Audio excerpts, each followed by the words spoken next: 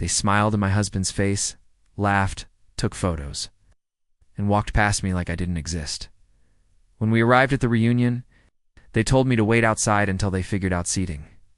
I stood there in silence, trying to hold my dignity. But then, from inside the hall, I heard my husband stand up, raise his voice, and say something that made the music stop, the laughter fade, and every head turned toward the door. And just like that, the entire room went silent.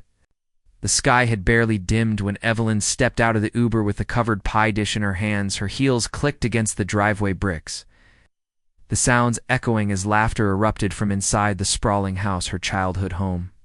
Though it hadn't felt like home in years, it was the annual family reunion, the one she used to help organize before her father told her she wasn't really part of the family anymore still. She had come, she smoothed her pale blue blouse, took a deep breath, and walked to the front porch. As she reached for the doorknob, the door cracked open. Her stepmother stood there, face painted in forced delight. "Oh," she said, eyes grazing Evelyn like a stranger. "You're early. I'm on time," Evelyn replied gently. "Dinner starts at 7. The woman leaned her head back and called out, "She's here," and then turned back to Evelyn with a cool smile. "Why don't you wait outside for a few minutes? The seating isn't ready yet." Evelyn blinked. "Wait outside. It's not personal, honey," her stepmother said, tilting her head. "It's just there's limited space inside, and the kids and the immediate family are already at the table. You understand?" Before Evelyn could answer, the door clicked shut. She stood there, pie in hand, alone. Inside, voices were rising with cheer. Silverware clinked at her younger cousins were laughing, probably over some inside joke. Her hands trembled. Slightly, not from anger, not from humiliation, but from the weight of every time she had stayed silent over the years. Every time she'd let herself be treated like a stray shadow in her own bloodline.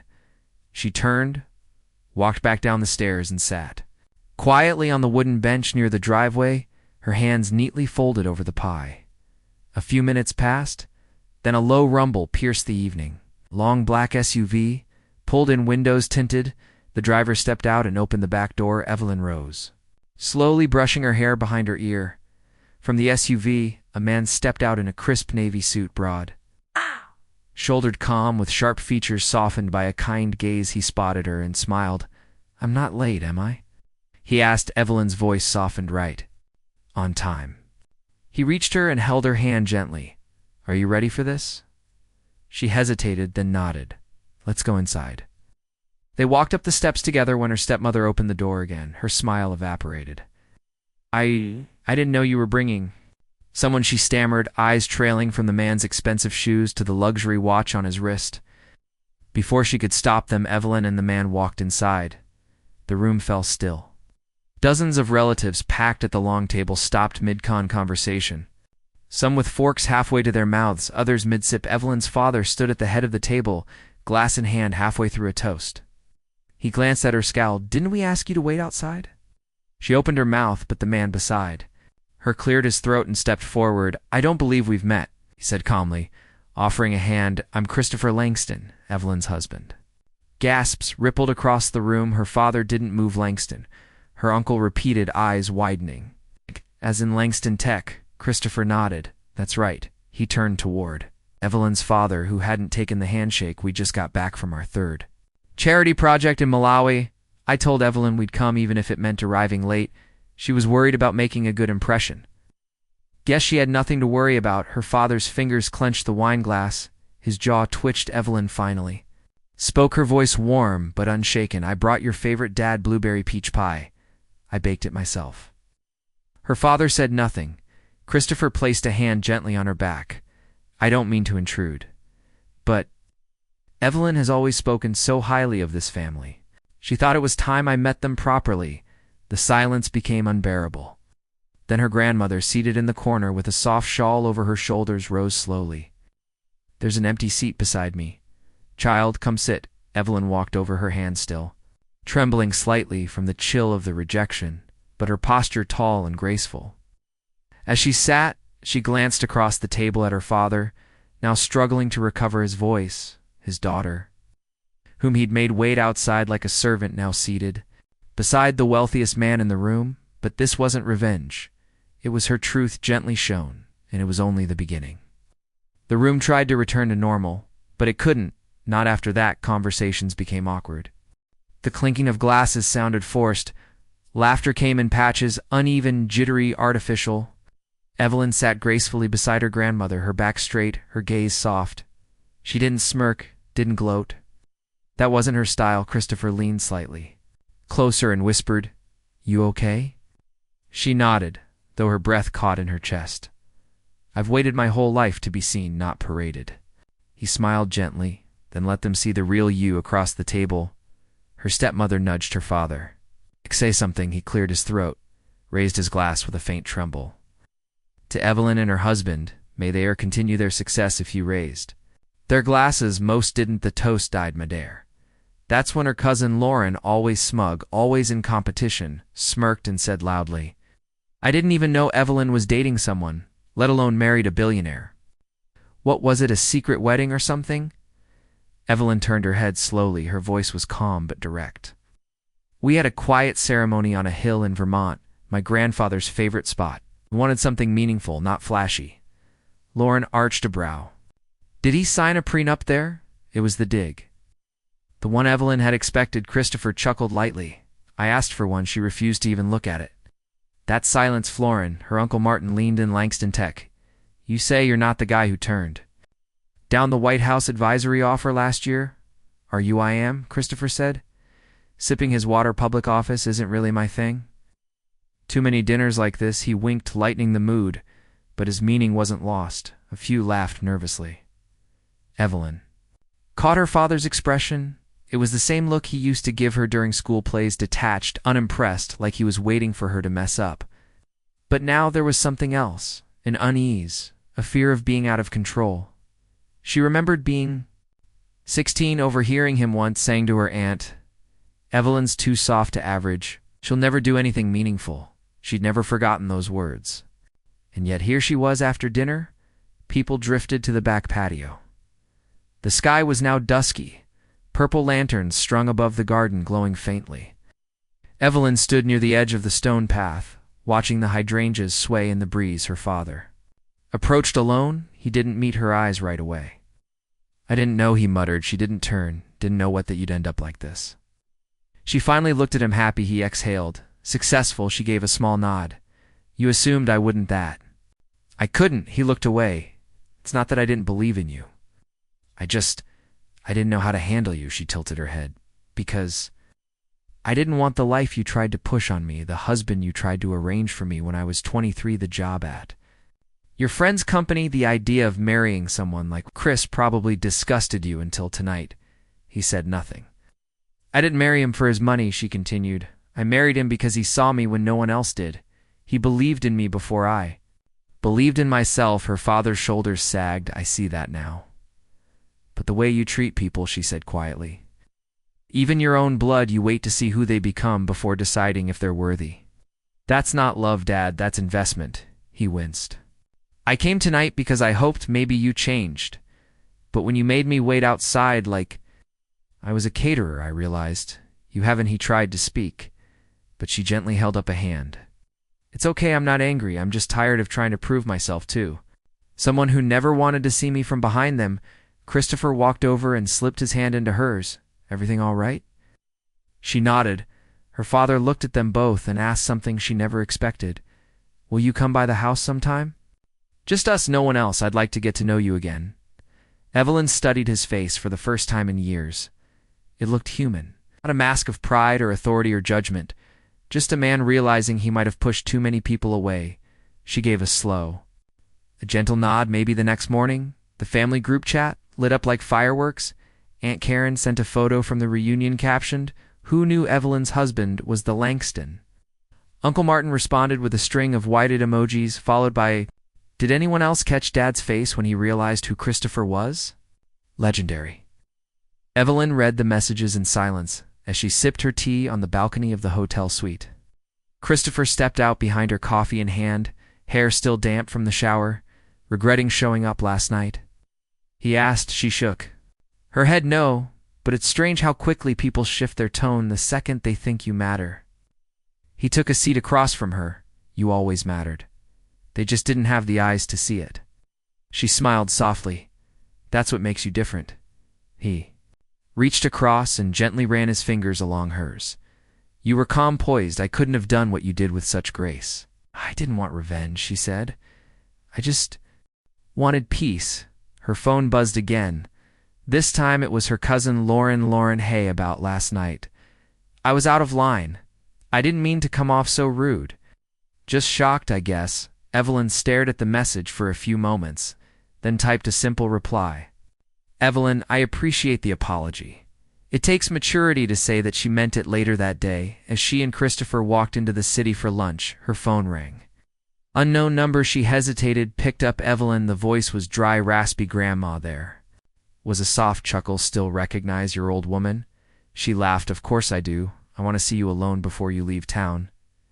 Evelyn paused, glancing at Christopher, of course. An hour later, she walked through the creaky front gate of her grandmother's old house. Nothing had changed. The rose bushes still flanked the porch.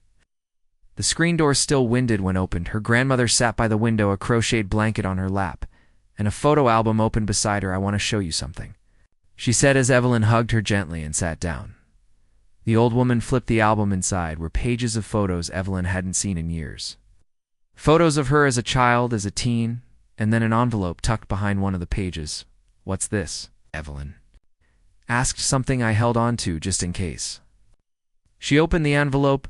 Inside were two things: a newspaper clipping with a headline, "Local artist donates 1,000 meals from charity show," and a handwritten letter. The article was about Evelyn's art fundraiser from years ago.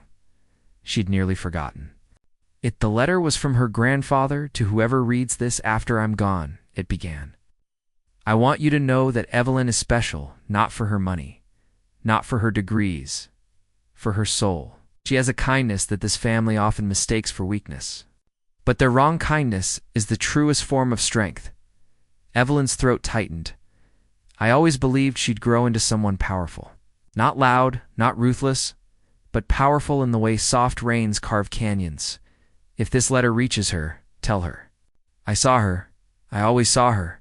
Her vision blurred as she folded the paper. Slowly her grandmother placed a hand on hers. He wanted you to have that, but your father never understood you, not the way your grandfather did. Evelyn closed her eyes, letting the ache come, letting it pass. She stood after a while, helped her grandmother to the kitchen, and made tea. Then cleaned a few shelves, fixed a loose door hinge, and organized her medications. As she left that evening, her grandmother said, you came when you didn't have to. That's what makes you different from them. Evelyn hugged her tightly, whispering, I'll always come for you. Outside, as she opened the car door, she saw someone watching from across the street. Her father standing still on the sidewalk, hands in his coat pockets. She didn't move toward him. He didn't wave, but before she got in the car, he mouthed something. Thank you for not humiliating me. She gave the faintest nod. That was never her goal. And he finally understood that 2 weeks later, Evelyn stood in front of the same door. Where? She had once been asked to wait outside. This time she was alone. No chauffeur, no billionaire husband at her side.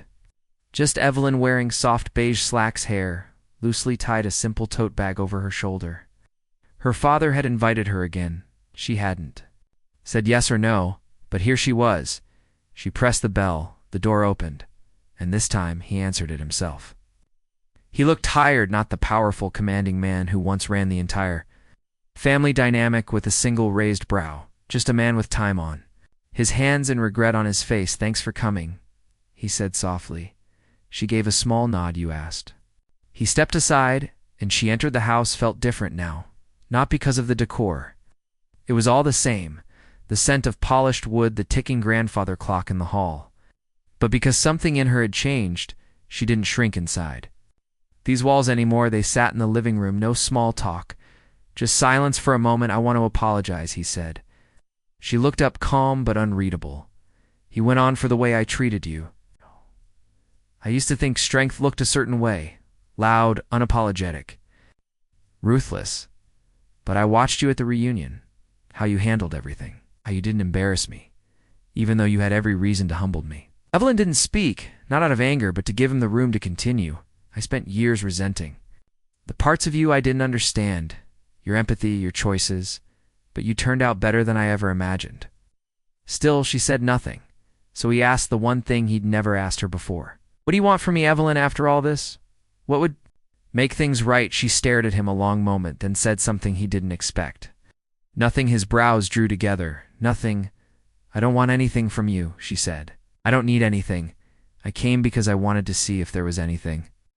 Left to rebuild, not to punish you, he leaned forward. Elbows on knees, then. Can we start over? She gave a long pause, then quietly replied, We can try. Over the next hour, they talked more than they had in years. He asked about her artwork. She told him about the programs she and Christopher had built. In rural schools, he asked about the night of her wedding. And she finally explained why they hadn't invited the family, not out of spite, but peace. At one point he said, I keep wondering what your mother would say if she were still around. Evelyn's throat tightened, but she smiled. She'd tell you to stop acting like a statue and hug your daughter. He laughed for the first time in decades.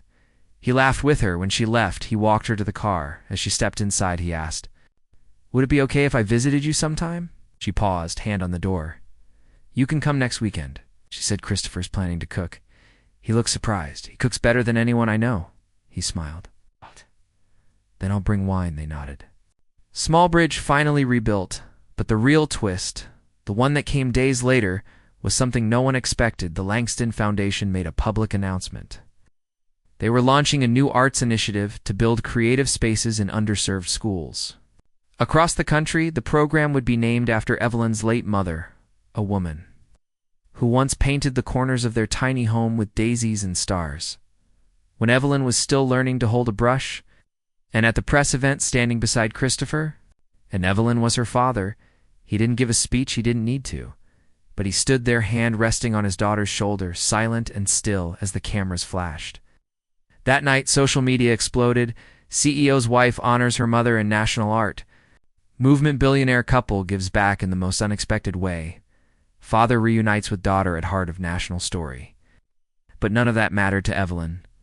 What mattered came quietly, a letter in the mail from her cousin Lauren. It wasn't long. Just 6 handwritten lines, Dear Evelyn. I used to think kindness made people weak, but you've shown me otherwise. I hope I can learn from you. Love, Lauren. Evelyn tucked it in her nightstand, not as a trophy, but as proof that sometimes the softest voices echo the loudest when the world is finally quiet enough to hear. A month later, Evelyn and Christopher hosted a small dinner at their home. No formal invites, no speeches, just warmth, candles, laughter, and the smell of slow roasted herbs filling the kitchen. Her father arrived quietly. He brought flowers. Not sure what kind you like, said awkwardly. She took them with a smile. These are perfect. As guests trickled in, Lauren, Aunt Karen, even her cousin Ben, who once mocked her art, something felt different. No one looked past her now. No one tried to speak over her. They listened. They asked questions. They saw her at the table her father raised. A toast to second chances and daughters who lead with grace. This time every glass lifted. Later that night, Christopher handed Evelyn a small box. She opened it and found a key to the new studio. He said, You're going to change. Lives there. Tears welled up, not because of the gift, but because she'd come so far from the girl who once sat outside with a pie in her lap. Evelyn stood on the porch after everyone left, the wind soft against her skin.